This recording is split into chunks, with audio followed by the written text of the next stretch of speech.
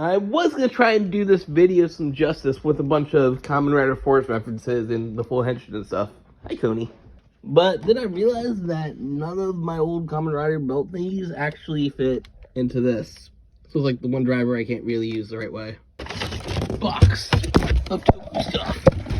I haven't bought any in literally forever. I want to get some Doctor at least.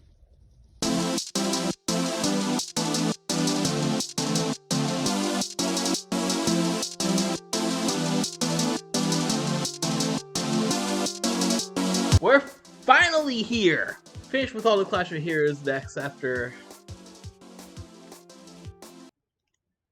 3 months? Honestly, that's not that bad in the long run. But for this one, we gotta do this right.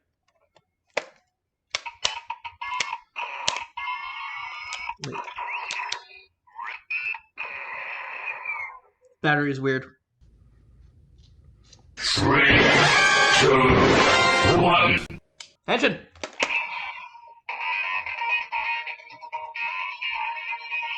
Legally speaking, I can't really Ichukita this because I got neighbors in my apartment and they're not gonna want to hear me scream at the top of my lungs. In all honesty, we're saving the best for last year. Silhouette's probably the deck that I was looking forward to playing the most in this set. Fun gimmick, closest thing we have to Brant getting an actual tokusatsu hero themed aesthetic.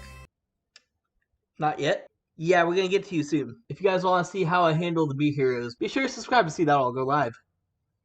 But for now, Gigant Arms is going to continue to prove that I'm apparently a Vanguard main character deck main. Sus. So just like in any Brant deck ever, when you ride your grade 1, you're going to get the order for the deck. This one helps you look for arms, and if you find the arms, you can discard an arm, or you can add an arm in your hand, and you can sacrifice this to get some more arms out of the drop zone. Guess what the deck's gimmick is? Right now, like any normal human, this deck has 2 different arms, a left arm and a right arm. The left slaps you in your face for a counterblast to draw card, and the right has a power-up punch that lets you kill a rear guard and gain 5,000. Both those skills are of course tied to the main grade 3, which we'll talk about in a second, because first of all it's ride line, here's the grade 2. When you ride the grade 3 you get 2 armors back to the drop zone. So, you know, if you just start ditching those for your ride line, it's a free ride. You will always ditch those for your ride line. Alright, let's talk about the big boy. Silhouette has 2 different skills that are basically the same skill if you think about it. First of all, when he attacks, you can Soul Blast 1, take those 2 arm cards, and equip them to the Vanguard. This is Legion without Legioning. You have 3 cards becoming your Vanguard at the same time, which means all that power goes to the Vanguard. He's swinging for 33 on his own, and any triggers that you get can be distributed there. So let's say that you hit a draw trigger.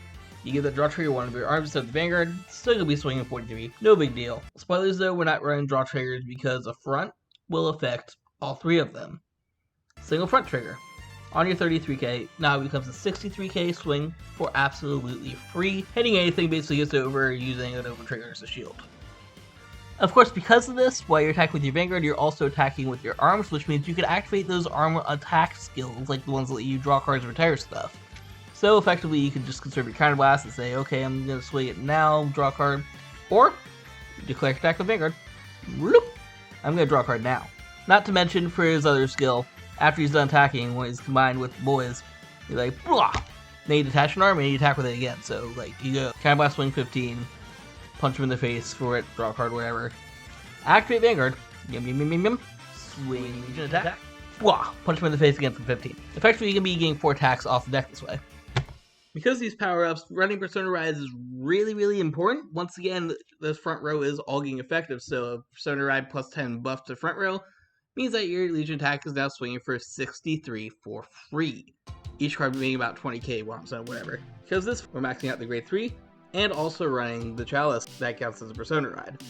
Then to get more bang for your buck out of the arms being a bunch of grade 2s in your deck, and the whole order-ish thing of Brant Gate.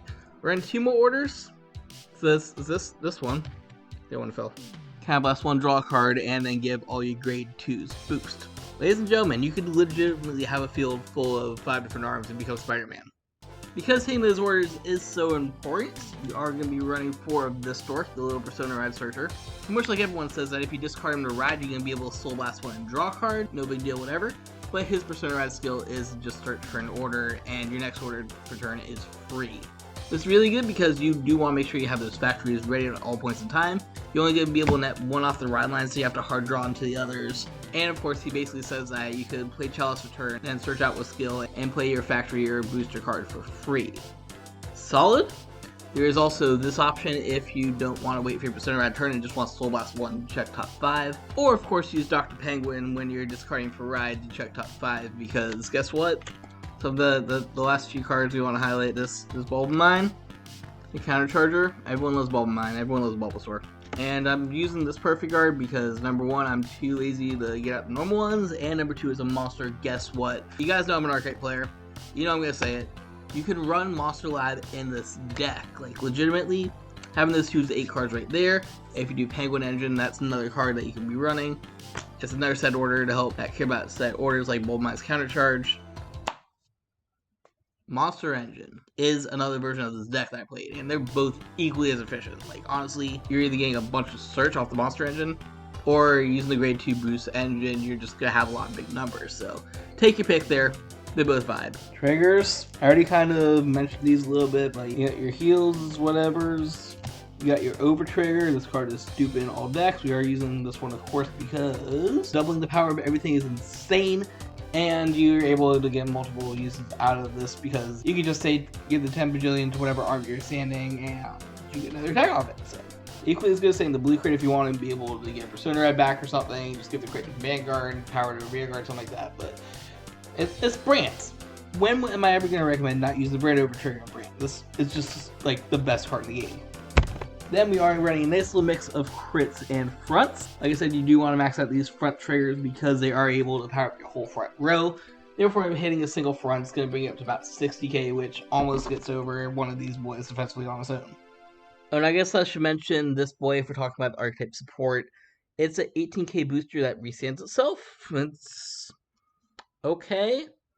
It really comes down to deck space. Like you see in this build, I'm running a bunch of grade 2s that also get Kanji boost, so you don't really ever need for this. But it does cost a soul, which soul is a little limited in this deck. Your main skill does cost Soul Blast. However, if you want it, it's there for you. It swings as an 8k booster, then on your restand it becomes an 18k booster, so helps get those numbers. It's a good card, it's just better.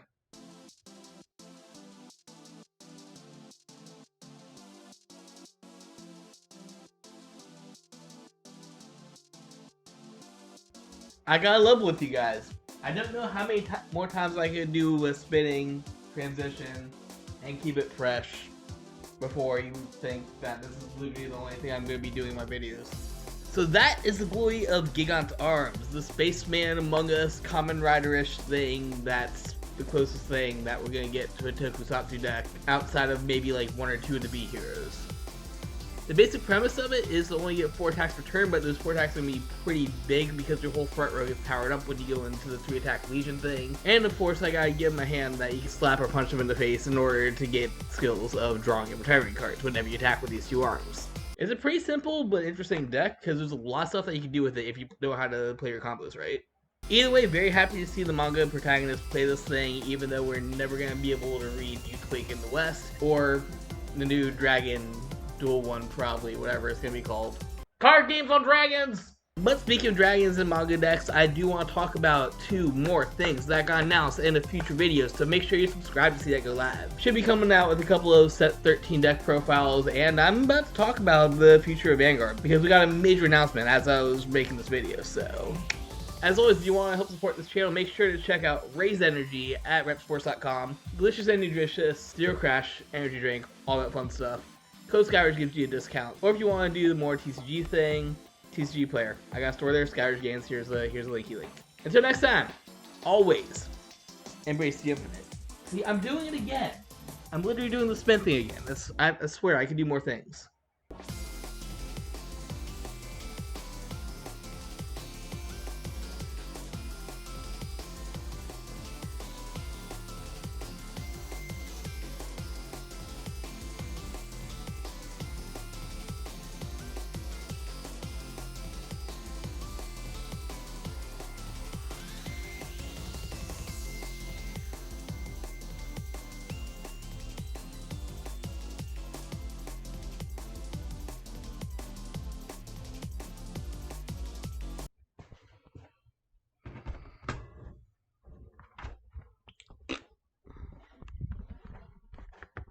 Ow.